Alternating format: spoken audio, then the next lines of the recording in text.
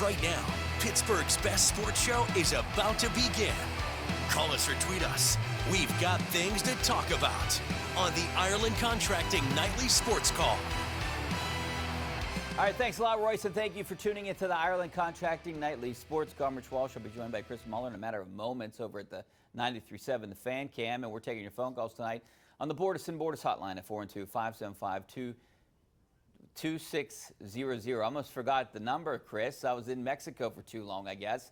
I'm glad to be doing the show with you again. I feel like our paths haven't crossed in a while because you were on vacation, I was on vacation, and now we're back here together. Getting ready to talk Bucko Fever. I can't wait. Well, first things first, Richie. Your hair looks immaculate, pal. I mean, hey, it looks phenomenal. I'm up for the best hair in Pittsburgh. I loved it. I just heard about it. I have to go against Heather Abraham. I'm with apologies to Heather, whose hair looks lovely on Pittsburgh Today Live. You should blow her out of the water. I am not up for best hair in Pittsburgh, understandably. I might be up for roundest head, but your hair just looks great, Richie, so I'm glad to be back talking to you. Do you really have, though? You really still have Bucko Fever, at least when it pertains to the team on the field right now that is 41-49. Perhaps you have Paul Skeens fever. I do. You can't possibly have Bucko Fever. And I'm disappointed that you would have rather have seen them take Dylan Cruz instead of Skeens.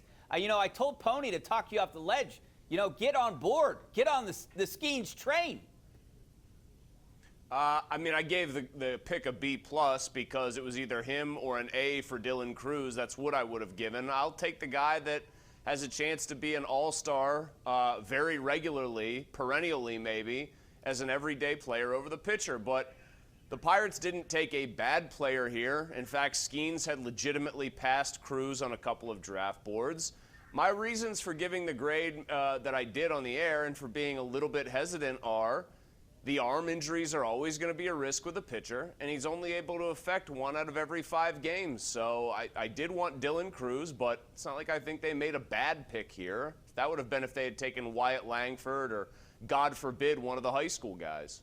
The upside, Chris, though, is you're going to get an ace, hopefully, and I think he's going to be that at some point.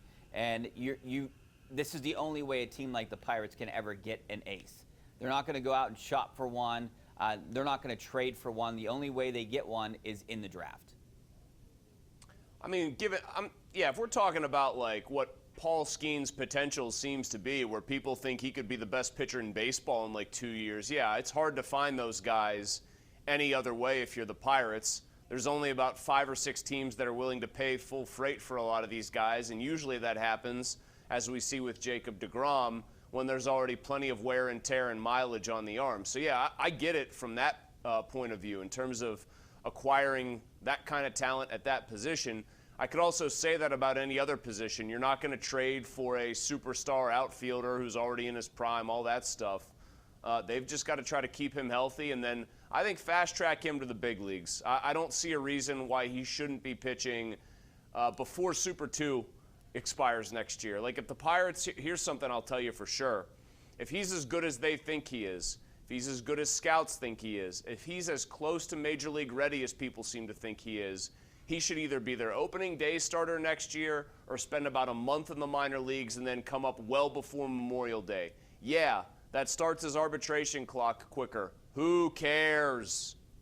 There's 2 schools of thought here, and I get what you're saying. Next year's a year they're supposed to be competitive, but you have the same amount of years, whether it's the front end or the back end. The only way you save it is if you wait until June and you wait a couple months to move them up. And if you do that, then you get that extra half year out of the guy.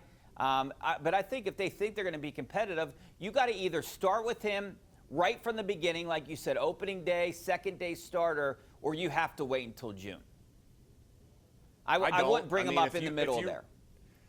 Well, I think that there's a pretty good chance that he pitches very little within if at all, in the team's organization this year. He might pitch fall ball, but I think they're going to be very careful with his workload. And then he might need just a month to ramp up through Double or Triple A next year. But let me put it this way.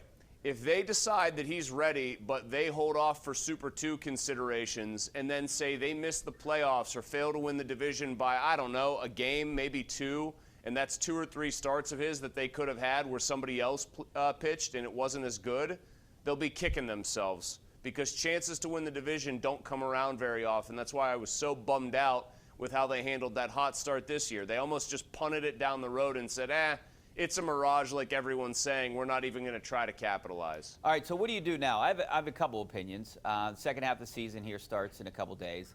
I want to see all the younger guys that are left in the minors that potentially can be stars come up now. I would like to see Quinn Priester start this series, one of these games against the Giants. We know that's probably not going to happen.